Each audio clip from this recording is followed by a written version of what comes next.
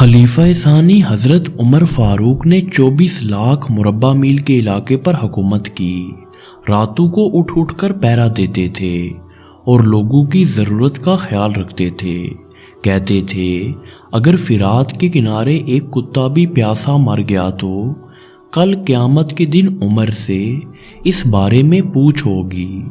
ایک دفعہ آپ دربار کا وقت ختم ہونے کے بعد گھر آئے اور کسی کام میں لگ گئے۔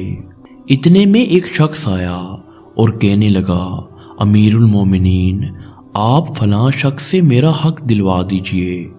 آپ کو بہت غصہ آیا اور اس شخص کو ایک درہ مارا اور کہا جب میں دربار لگاتا ہوں تو اس وقت تم اپنے معاملات لے کر آتے نہیں، اور جب میں گھر کے کام کاج میں مصروف ہوتا ہوں تو تم اپنی ضرورتوں کو لے کر آ جاتے ہو۔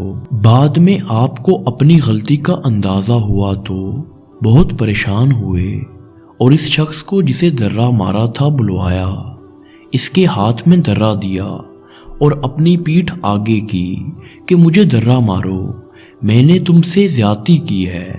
وقت کا بادشاہ، 24 لاکھ مربع میل کا حکمران ایک عام آدمی سے کہہ رہا ہے کہ میں نے تم سے زیادتی کی، مجھے ویسی ہی سزا دو۔ اس شخص نے کہا میں نے آپ کو معاف کیا۔ آپ نے کہا نہیں، کل قیامت کو مجھے اس کا جواب دینا پڑے گا۔ تم مجھے ایک درہ مارو تاکہ تمہارا بدلہ پورا ہو جائے۔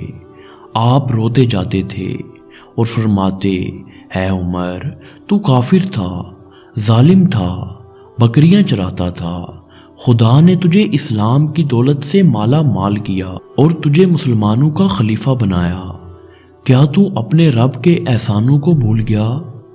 آج ایک آدمی تجھ سے کہتا ہے کہ مجھے میرا حق دلاؤ، تو اسے درہ مارتا ہے عمر، کیا تو سمجھ بیٹھا ہے کہ مرے گا نہیں؟ کل قیامت کے دن تجھے خدا کو ایک ایک عمل کا حساب دینا پڑے گا۔